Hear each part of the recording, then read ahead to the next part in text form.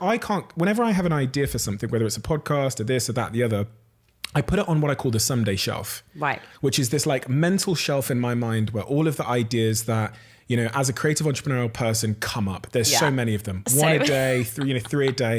They all go onto the someday shelf.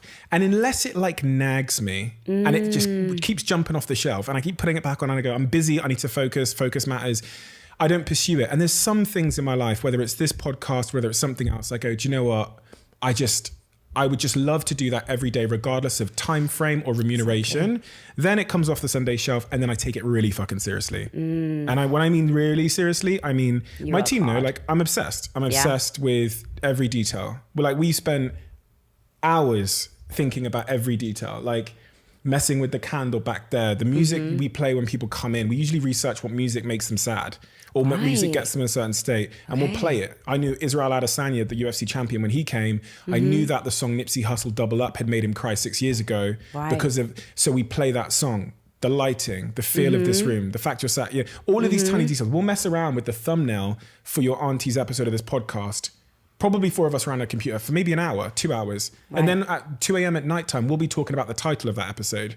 And we don't believe in like one big decision is going to get us there. Our thesis, and I say this to millions of people, I don't care if people believe, like I'm willing to tell my competition this is like, if we can find 1% improvement, whether it was 3 of us debating whether that candle should be lit before your auntie arrived, if we can find 1% somewhere, then that over any time frame is going to completely change the trajectory of our product here. Right. And the real driving force, the thing that's going to make us care about if the candle's lit, is that we just love it.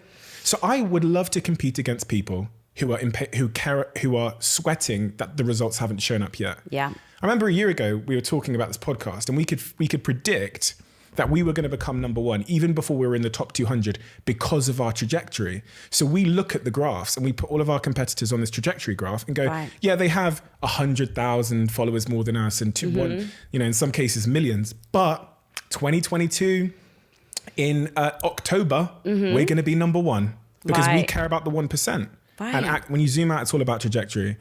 So yeah, I wouldn't worry about time horizons. Your job as a new podcaster should just be every single day, whoever you're working with, trying to find a 1% marginal gain in the audio, the promotion, whatever you do. You do that and you love it. You'll be unbelievable where you'll be in 5 years. Unbelievable. You'll be number 1. If you really do that, you will be number 1 in 5 years. If you sweat about why you're not there yet and you start to get demoralized, am I shit at podcasting, then you'll never get there.